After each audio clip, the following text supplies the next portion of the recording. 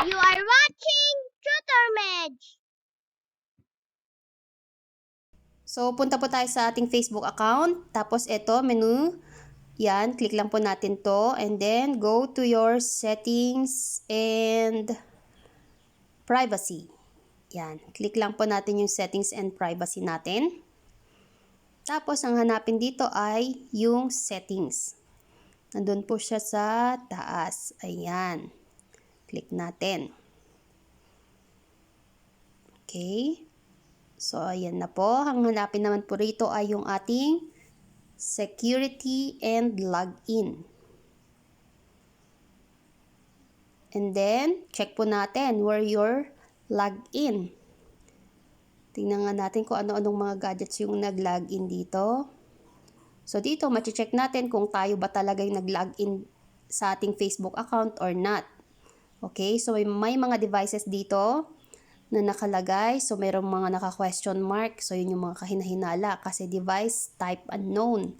So, yan. Check natin itong isa. Okay. So, since hindi ako familiar dito, maaring nag-login ito sa account ko nang hindi ko namalayan. Try po nating buksan yan. Anong sinabi rito? You can log out of the session if it wasn't you who logged in. We can take you through a few steps to secure your account. So, secure account lang po natin. Yan. So, pag nag-pop out ito, syempre, kung hindi ikaw to, di not you ang i-click natin. Okay.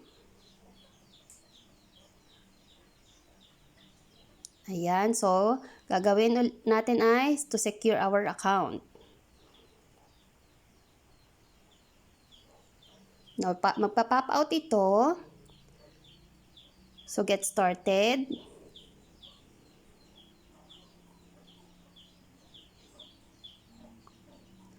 Ayan. So, ito ang lalabas pag click natin yung get started. To keep your account secure, please review your account activity from the last 2 weeks and make sure any changes came from you. Ayan. So, within last 2 weeks po ito, check po natin kung merong nag-attempt. Diba? Okay, so sa post naman natin, ayan, check po natin kung may mga nag-post na iba maliban sa atin. Okay?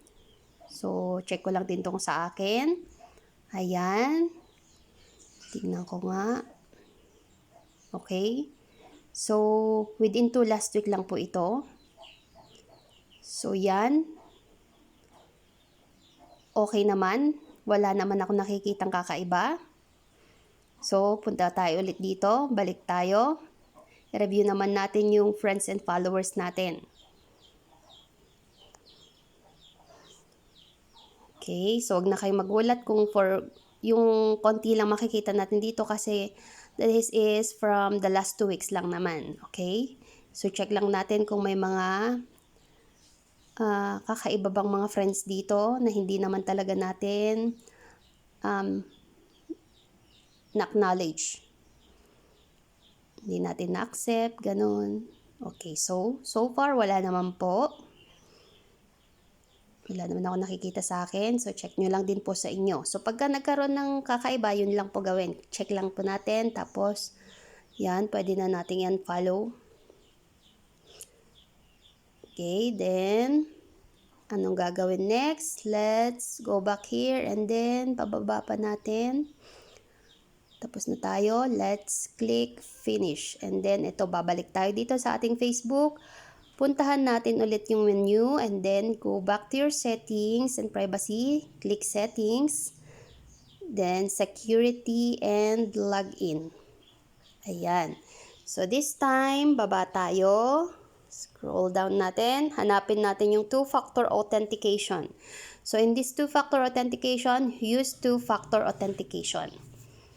Okay, click lang po natin yung use two-factor.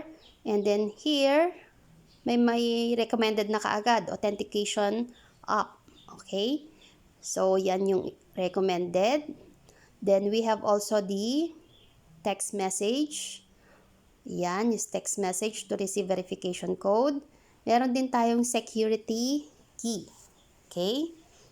So, sa akin, ang pinili ko is text message. Okay? So, at least, kasi lagi nating hawak ang ating phone, mas madaling i-verify. So, let's just stick on the text message. Okay? So, click continue. And then here, all you need to do is to type in your mobile phone. Okay. So, simulan pa rin sa 0. 09, okay, blah, blah, blah. Yan, type na po natin. And then, okay, click confirm.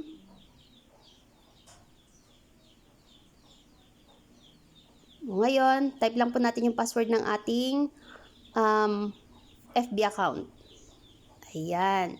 So, confirm lang din. Lagay ulit natin yung ating CP number.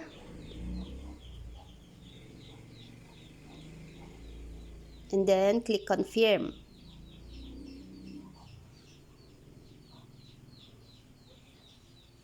Okay, sinabi dito, enter the 6-digit code we sent to finish the setting up to two-factor. Okay. Tingnan natin sa ating messages. Ayun, meron na siya. So, all you need to do is to copy. Click copy. Ayan. And then, lagay natin sa dito banda, enter the 6-digit. Paste lang natin dyan. Then, click continue.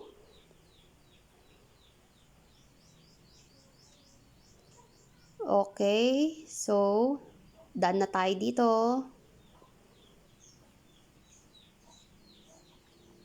Sabi, will send a verification code to this number if you notice an attempted login from a device or browser you don't recognize. Ayan. So, secured na siya. Ngayon, try natin mag-login gamit ang ibang device. So, I'm using Windows here. Okay, laptop ito. So, try natin kung anong mangyayari pag nag-login tayo, pag nag-attempt tayong mag-login, ganun. Ayan, may lalabas, magpa-pop out na ganito. Siyempre, sa phone naman natin, ito ang lalabas. Okay, so all you need to do here, kung ikaw din lang naman yon, then click yes. If not, then click no, para hindi makapasok yung nag-a-attempt. Okay, so ito na, sample, nakapasok ako. Ayan na siya. So kapag nawala naman yung cellphone nyo, all you need to do is to, of course, go and visit your telecom. Tapos, hingi lang kayo ng replacement of SIM. Syempre, with the same number. Okay? So, that's all for today. Thank you and have a good day. Like and subscribe. Tutor Med. Happy learning!